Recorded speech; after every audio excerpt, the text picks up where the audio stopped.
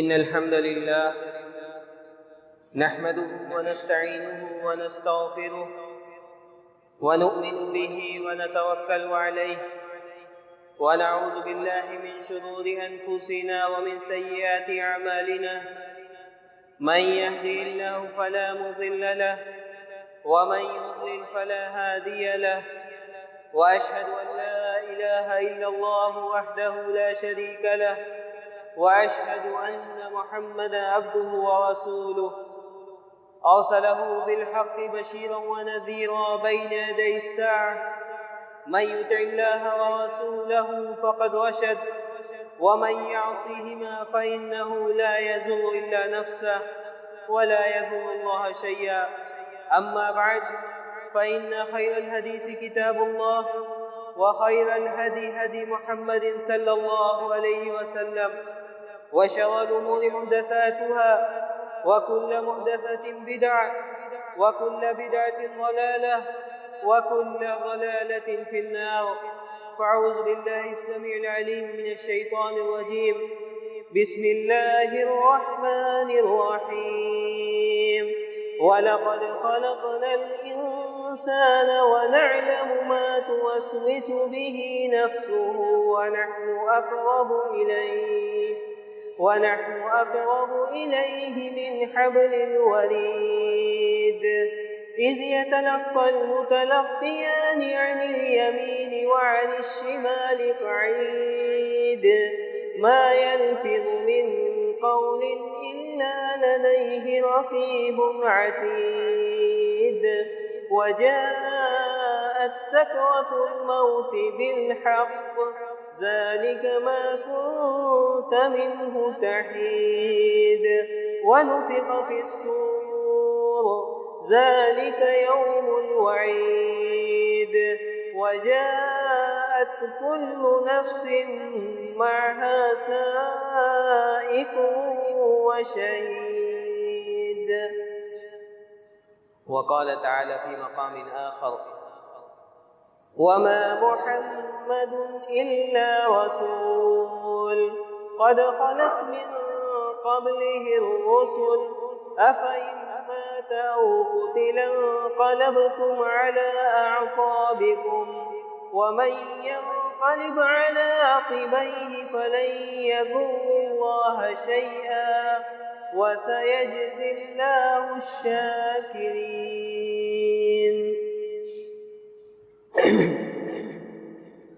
محترم سامعین اکرام، اسلامی بھائیوں، پردہ نشین ماں اور بہنیں،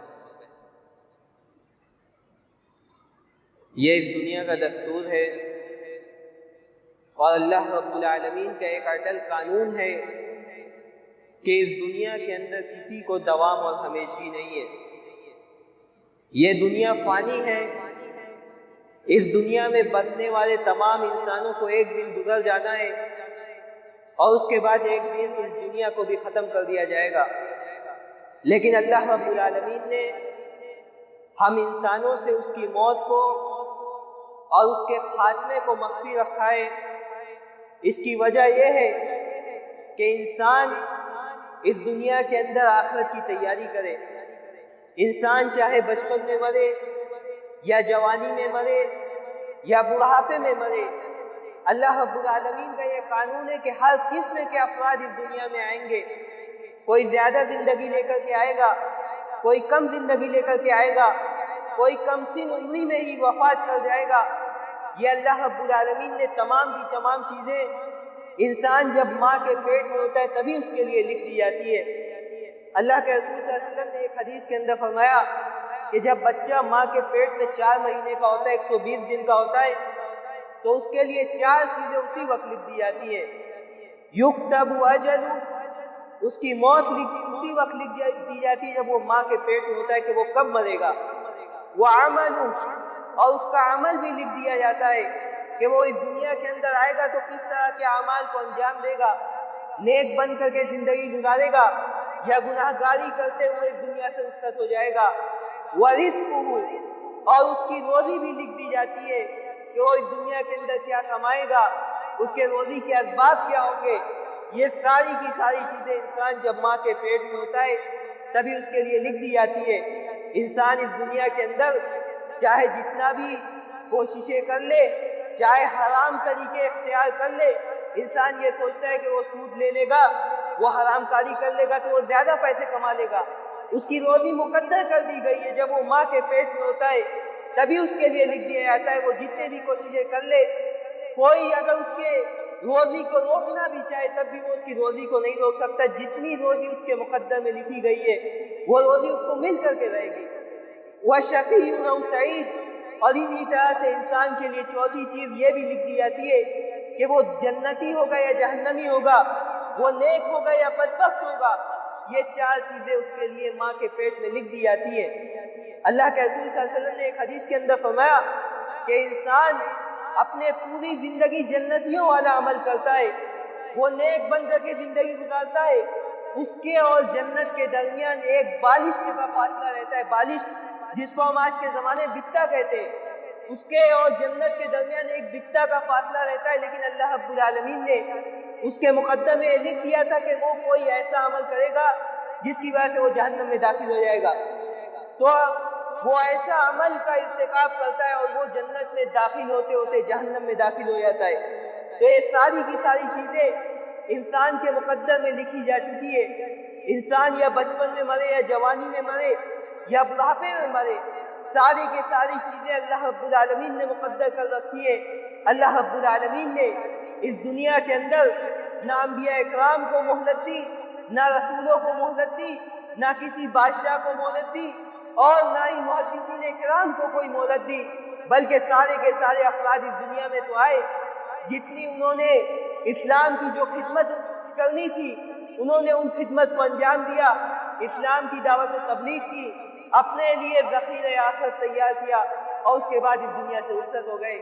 اللہ کے رسول صلی اللہ علیہ وسلم نے ایک حدیث کے اندر فرمایا کہ جب انسان مر جاتا ہے تو اس کے ساتھ قبرستان تک تین چیزیں آتی ہیں۔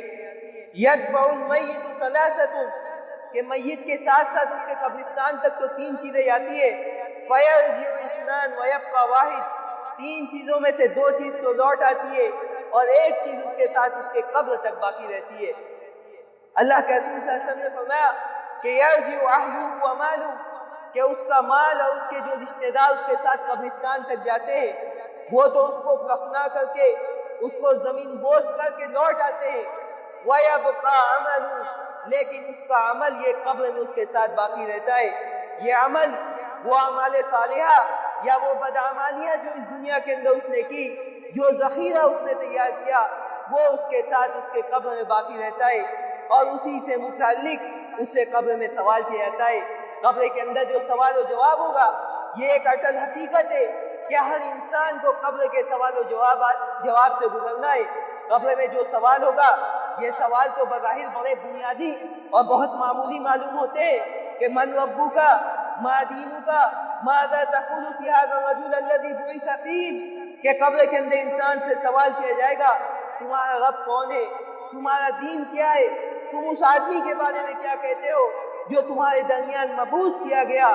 یہ بظاہر تو بڑے آسان سوال معلوم ہوتے ہیں، لیکن کیا ہر انسان اس کا جواب دے لے گا؟ ہرگز نہیں، بلکہ جو انسان اس دنیا کے اندر قرآن و سنت کے مطابق زندگی گزارے گا وہی ان سوالات کے جواب دے پائے گا، ورنہ اس کے بعد انسان کے لیے وہاں افسوس کے علاوہ اور کوئی چارہ نہیں ہوگا۔ اگر اس نے کتاب و سنت کے مطابق زندگی نہیں گزاری، جب اس سے سوال کیا جائے گا ہاں لا ادری، یہی اس کا جواب ہوگا کہ مجھ کو نہیں معلوم، میں تو وہی کہتا تھا جو لوگ کہتے تھے، میں لوگوں کو دیکھ کر کے دنیا دار بن کر کے میں نے زندگی گزاری تھی۔ وہ وہاں اس سوال کا جواب نہیں دے پائے گا۔ تو اللہ کے رسول صلی اللہ علیہ وسلم نے فرمایا کہ قبر کے اندر انسان سے اللہ رب العالمین کے بارے میں سوال کر کے اس کے توحید کو آزمایا جاتا ہے۔ قبر کے اندر انسان سے آخرت کے بارے میں سوال کر کے اس کے عقیدے کو آزمایا جاتا ہے، اس کے دین کے بارے میں سوال کر کے اس کے عقیدے کو آزمایا جاتا ہے، اور قبر کے اندر انسان سے رسول اکرم صلی اللہ علیہ وسلم کے بارے میں سوال کر کے اس کے اتباع سنت کے جذبے کو آزمایا جاتا ہے۔ اور یہ حقیقت ہے کہ دنیا کے اندر جتنے بھی انبیاء اکرام آئے، چاہے وہ اولو العزم من الرسل ہو یا دوسرے انبیاء اکرام ہو، جن کی تعداد احادیث کی کتابوں میں کوئی متعین نہیں ہے، لیکن بعض اخلاف کا یہ قول ملتا ہے کہ ان کی تعداد 1 لاکھ سے زائد ہے۔ سارے کے سارے انبیاء اکرام آئے، انہوں نے اسلام کی خدمت کی۔ اللہ رب العالمین نے جبریل امین کو ان کے اوپر متعین کیا کہ وہ ان کے ساتھ مل کر کے دین اسلام کو، شریعت اسلامیہ کو ان تک پہنچائے، اور وہ انبیاء اور رسول اس کو امت تک پہنچائے۔ سارے کے سارے کارنامے انبیاء اکرام نے انجام دے کر کے اپنے لیے ذخیرہ آخرت تیار کر کے اس دنیا سے رخصت ہو گئے۔ نبی آخر الزماں جناب محمد رسول اللہ صلی اللہ علیہ وسلم، جن کی شخصیت اس دنیا کی سب سے عظیم شخصیت تھی، جن کو شفاعت عظمیٰ عطا کی گئی، جن کو حوض کوثر عطا کیا گیا، جن کو سید الانبیاء اور امام الانبیاء کا خطاب دیا گیا، جن کے اوپر قرآن مجید جیسے معجزے کا نزول ہوا، اس کے باوجود اللہ کے رسول صلی اللہ علیہ وسلم کو دیکھ لیں کہ اللہ کے رسول صلی اللہ علیہ وسلم کو اس دنیا میں دوام اور ہمیشگی مل سکی۔ اسی حقیقت کی طرف اللہ رب العالمین نے سورہ آل عمران کی جو آیت کریمہ خطبہ مسنونہ کے بعد میں نے آپ کے سامنے پڑھی، اس میں اللہ رب العالمین نے اسی حقیقت کی طرف اشارہ کیا، وَمَا مُحَمَّدٌ إِلَّا رَسُولٌ قَدْ خَلَتْ مِن قَبْلِهِ الرُّسُلُ، کہ محمد صلی اللہ علیہ وسلم یہ اللہ رب العالمین کے ایک رسول تھے۔ اس سے پہلے بھی انبیاء اکرام آئے، اس سے پہلے بھی انبیاء اکرام اس دنیا میں آئے تھے، اور وہ لوگ بھی گزر گئے، ان کو بھی وفات ہو گئی۔ اسی طرح سے اللہ کے رسول صلی اللہ علیہ وسلم کو بھی وفات دے دی گئی۔ تو ملت اسلامیہ کا سب سے بڑا حادثہ اور سب سے بڑا سانحہ یہ اللہ کے رسول صلی اللہ علیہ وسلم کی وفات تھی۔ آپ سیرت کی کتابوں کا مطالعہ کریں، آپ دیکھیں کہ اللہ کے رسول صلی اللہ علیہ وسلم کی وفات کا کیا منظر تھا، کیا کیفیات تھی صحابہ اکرام کی۔ عمر بن خطاب رضی اللہ عنہ آپے سے باہر ہو جاتے، اپنی تلوار نکال لیتے کہ اگر کوئی آدمی یہ کہے گا کہ اللہ کے رسول کی وفات ہو گئی ہے تو میں اس کی گردن اس کے دھاؤ سے الگ کر دوں گا۔ جس طرح سے یہود و نصارہ اللہ کے رسول صلی اللہ علیہ وسلم کی قتل کی سازشیں کرتے ہیں، جس طرح یہود و نصارہ اللہ کے رسول صلی اللہ علیہ وسلم کو ملیہ میٹ کرنا چاہتے ہیں، میں نہیں چاہتا کہ مسلمان بھی اس قسم کی حرکت کرے، مسلمان بھی اس قسم کا نعرہ لگائے کہ اللہ کے رسول صلی اللہ علیہ وسلم کی وفات ہو گئی۔ صحابہ اکرام ان کے پاس گفتگو کرنے کے لیے الفاظ نہیں تھے۔ عثمان غنی کی زبان گم ہو گئی، علی بن ابی طالب اپنے گھر میں چھپ کر کے بیٹھ گئے، کوئی کسی کو باہر نکلنے کی ہمت نہیں ہو رہی تھی۔ ابو بکر صدیق رضی اللہ عنہ ہمت کرتے، ابو بکر کی شخصیت جو متبع امت تھی، جنہوں نے اتباع سنت کو اپنا اوڑھنا اور بچھونا بنایا ہوا تھا، وہ نکل کر کے مسجد میں آتے، منبر لگواتے اور اس کے بعد خطبہ دیتے کہ من کان یعبد محمد فإن محمدا قد مات ومن کان یعبد اللہ فإن اللہ حی لا یموت، کہ جو آدمی اللہ رب العالمین کی عبادت کرتا تھا وہ سن لے کہ اللہ رب العالمین زندہ ہے، لیکن اگر کوئی آدمی یہ جان کر کے عبادت کرتا تھا کہ وہ محمد صلی اللہ علیہ وسلم کے لیے عبادت کو انجام دے رہا ہے، وہ اللہ رب العالمین کے کسی بھی افعال میں اللہ کے نبی کو اگر شریک ٹھہراتا تھا، وہ سن لے کہ اللہ کے رسول صلی اللہ علیہ وسلم کی وفات ہو گئی ہے۔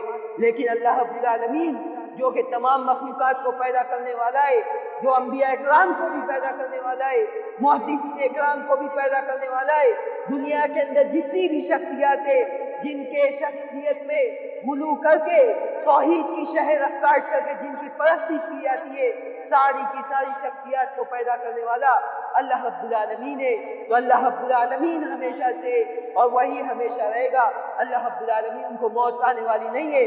کل من علیہا فان وَيَبْقَى وَجْهُ رَبِّكَ ذُو الْجَلَالِ وَالْإِكْرَامِ، ہر چیز کو فنا ہو جانے والی ہے، باقی رہنے والی صرف اللہ رب العالمین کی ذات ہے۔ تو ابو بکر صدیق رضی اللہ عنہ نے خطبہ دیا اور اس کے بعد یہ آیت کریمہ پڑھی کہ وَمَا مُحَمَّدٌ إِلَّا رَسُولٌ قَدْ خَلَتْ مِن قَبْلِهِ الرُّسُلُ أَفَإِن مَاتَ أَوْ قُتِلَ انقلبتم عَلَىٰ أَعْقَابِكُمْ، کہ محمد صلی اللہ علیہ وسلم صرف اللہ کے ایک رسول تھے، ان کو ہمیشگی نہیں مل سکتی، اس سے پہلے بھی انبیاء اکرام آئے اور گزر گئے۔ أَفَإِن مَاتَ أَوْ قُتِلَ انقلبتم عَلَىٰ أَعْقَابِكُمْ، کیا اگر اللہ کے رسول صلی اللہ علیہ وسلم کی وفات ہو جاتی ہے تو تم لوگ دین سے پھر جاؤ گے، قرآن و سنت کی تعلیمات کو نظر انداز کر دو گے؟ حضرت عمر بن خطاب رضی اللہ عنہ کہتے ہیں کہ اس آیت کو سننے کے بعد مجھ کو ایسا لگا کہ گویا یہ آیت کریمہ میں نے اس سے پہلے کبھی نہیں سنی، میں نے اس آیت کریمہ کی اس سے پہلے تلاوت نہیں کی، مجھ کو ایسا لگا کہ اس آیت کریمہ کا ابھی نزول ہوا ہے۔ اس کے بعد میں نے اپنے تلوار کو میان میں ڈالا اور اللہ کے رسول صلی اللہ علیہ وسلم کے وفات کے بعد جن چیزوں کی تیاری کی جاتی ہے ان چیزوں کی تیاری میں لگ گیا۔ تو یہ امت اسلامیہ، یہ امت زندگی ہے، اس کے اندر زندگی کی رمق پھونکنے کے لیے انبیاء اکرام کو بھیجا گیا۔ یہ قرآن مجید 1400 برس سے لے کر کے آج تک ہم کو نوحہ اور ماتم کرنے کا حکم نہیں دیتا۔ یہ قرآن مجید اس بات کا حکم نہیں دیتا کہ کوئی شخصیت گزر جائے تو اس پر نوحہ اور ماتم کیا جائے، اس پر شریعت نے جو کچھ حکم دیا ہے اس کے خلاف عمل کیا جائے۔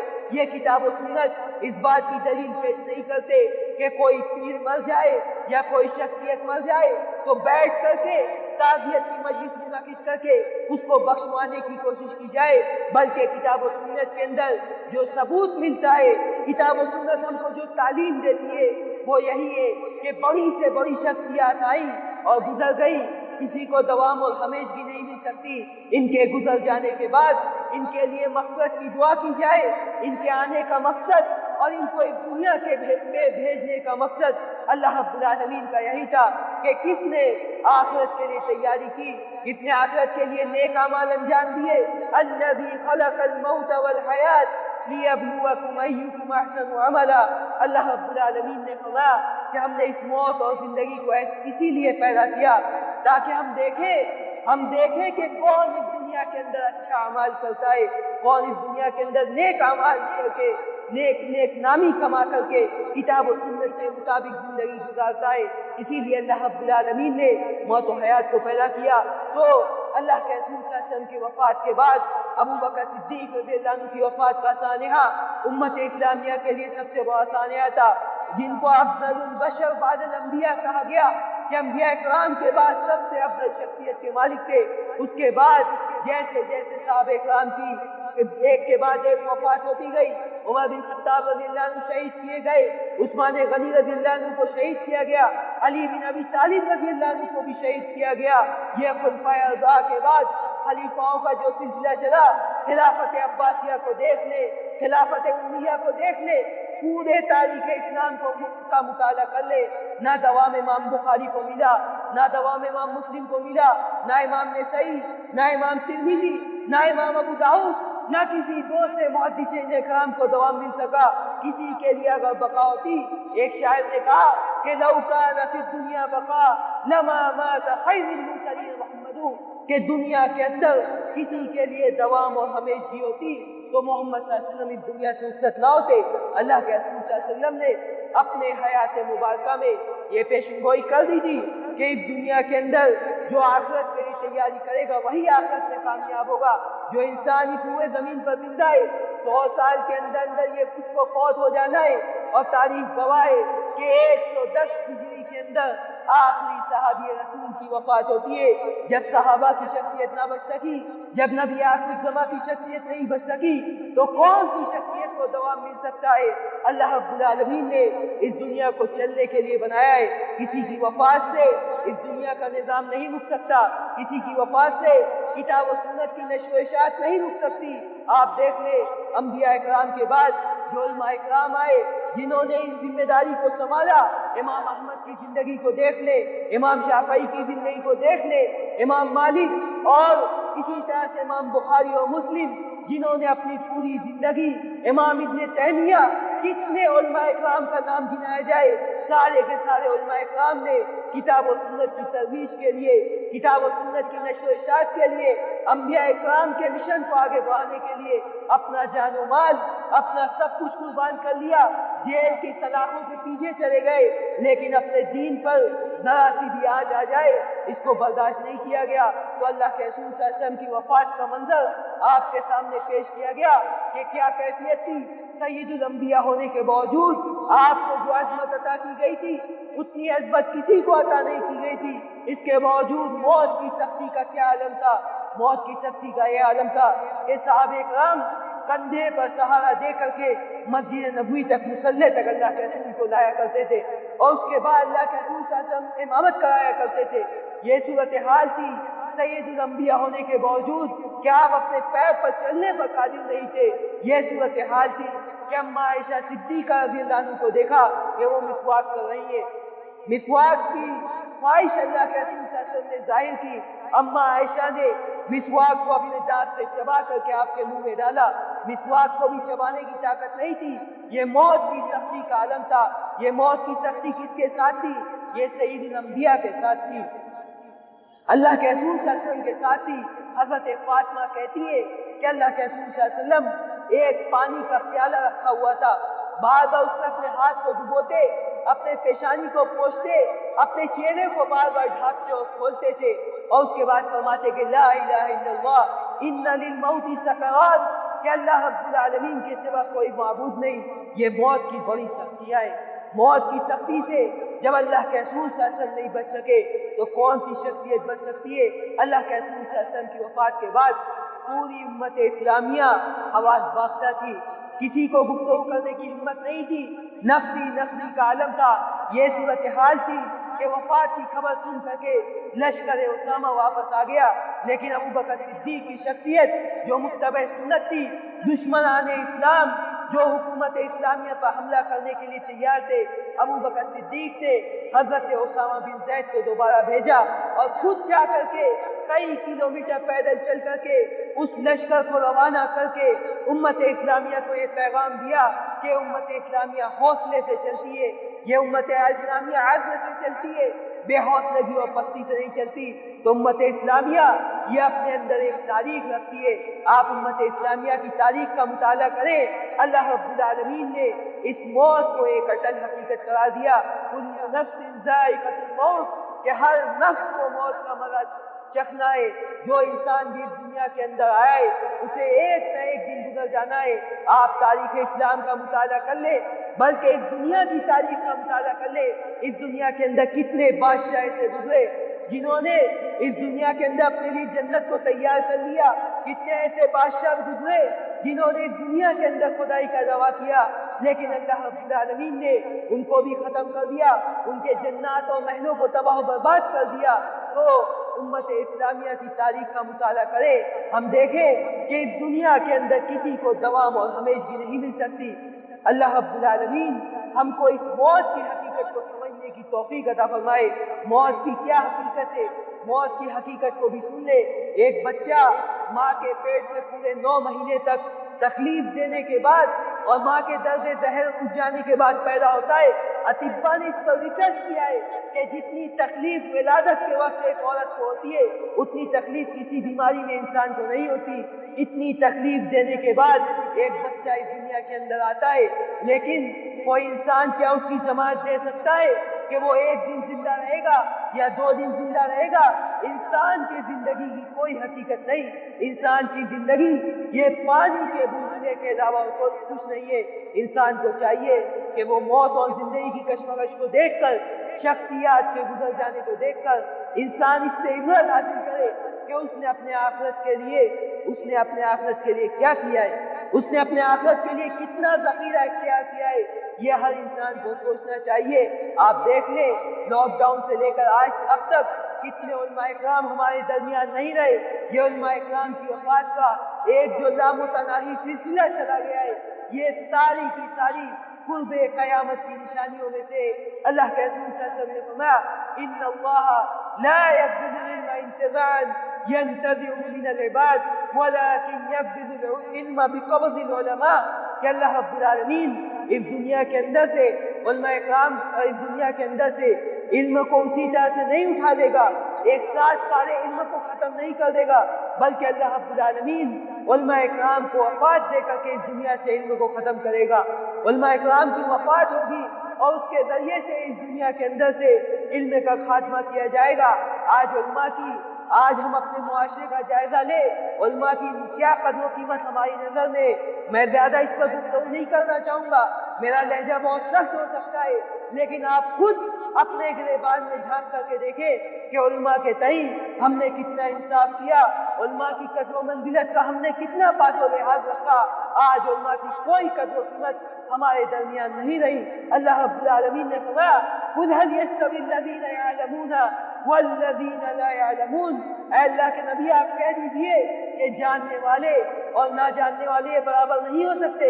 يرفع الله الذين آمنوا منكم والذين اوتوا العلم درجات, کہ اللہ رب العالمین جو لوگ ایمان لائے ان کے درجات کو بلند کرتا ہے اور علماء اکرام کے درجات کو بلند کرتا ہے۔ اسی وجہ سے اللہ کے رسول صلی اللہ علیہ وسلم نے علماء اکرام کی فضیلت کو بیان کرتے ہوئے فرمایا کہ فضل العالم علی العابد وفضلی علی امتی۔ بعض محدثین نے اس روایت کو حسن قرار دیا ہے کہ ایک عالم کی اہمیت اور ایک عالم کی فضیلت ایک غیر عالم پر ایسے ہی ہے جیسے میری فضیلت تمام امتیوں پر ہے۔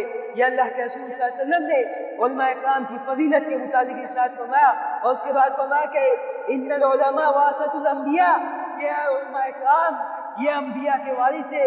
انبیاء اکرام جس مشن کو لے کر کے چلے، کتاب و سنت کی ترویج کا جو کام کیا، اس مشن کو آگے بڑھانے والے یہی علماء اکرام ہے۔ لیکن اس کے باوجود آج علماء کی کیا قدر و قیمت ہے، اس کو بیان کرنے کی ضرورت نہیں ہے۔ اللہ کے رسول صلی اللہ علیہ وسلم نے فرمایا کہ اللہ رب العالمین علماء اکرام کو وفات دے کر کے اس دنیا سے علم کو ختم کرے گا۔ حتی اذا لم یبق عالما اتخذ الناس رؤوسا جہالا فسئلوا فافتوا بغیر علم فضلوا واضلوا۔ صحیح بخاری کی روایت ہے، اللہ کے رسول صلی اللہ علیہ وسلم نے فرمایا کہ جب کوئی عالم نہیں بچے گا تو لوگ جاہلوں کو اپنا امام بنائیں گے، ان سے سوال کریں گے، وہ ناعلمی کی بنیاد پر فتویٰ دیں گے، خود بھی گمراہ ہوں گے، دوسرے لوگوں کو بھی گمراہ کریں گے۔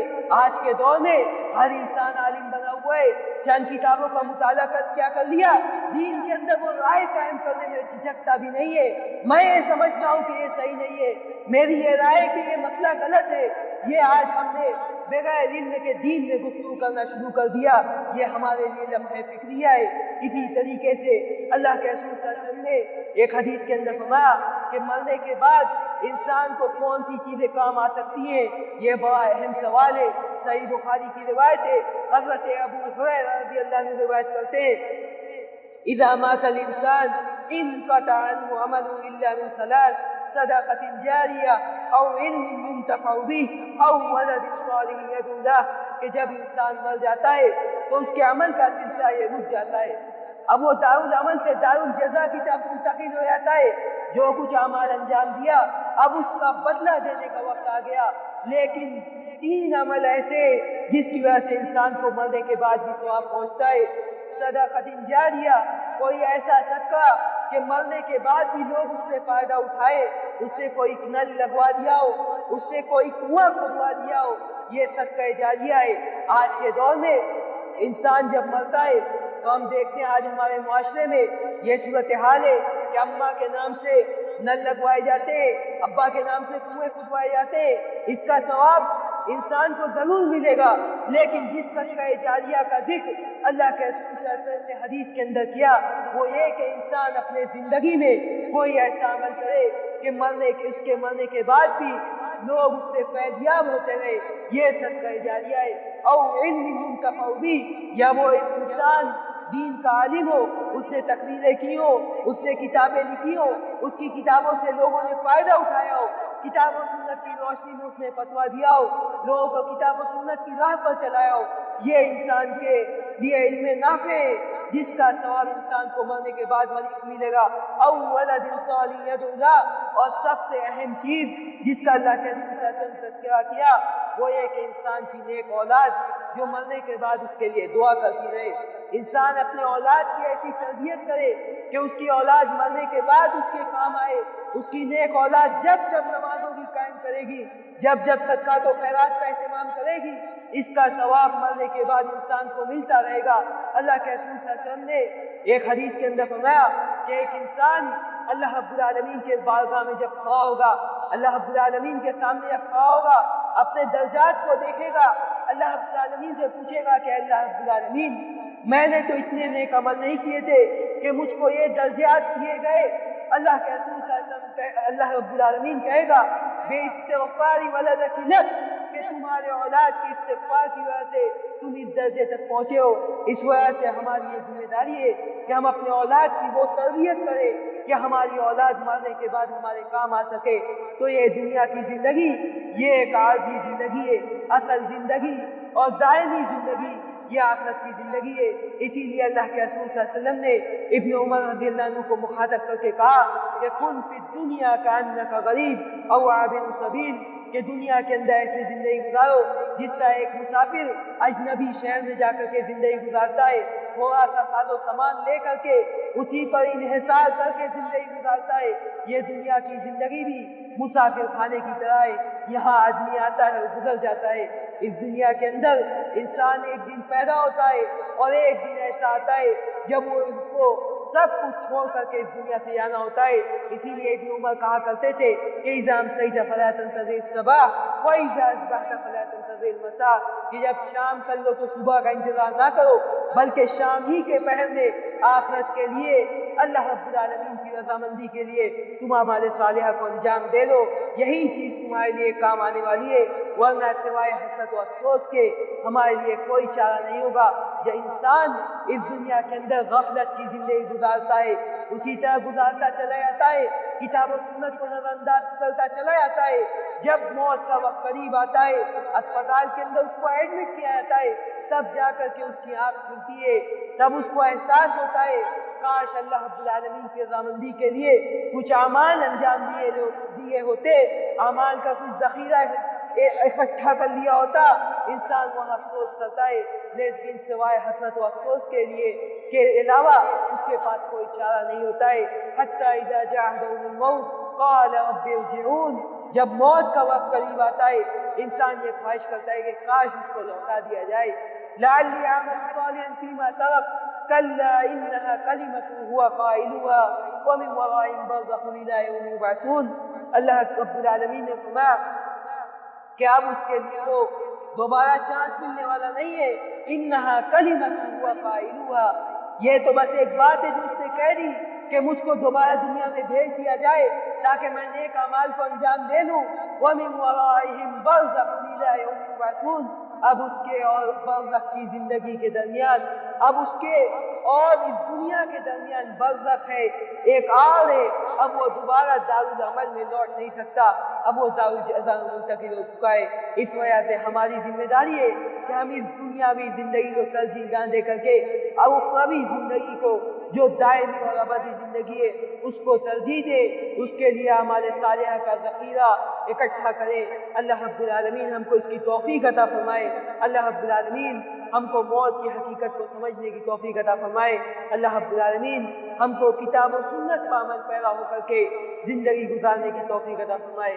ہم جب تک جئیں تب تک اسلام پر جئیں، جب ہمارا خاتمہ ہو تو ایمان پر ہو۔ اقول قولی ھذا واستغفر اللہ لی ولکم ولسائر المسلمین من کل ذنب فاستغفروہ انہ هو الغفور الرحیم۔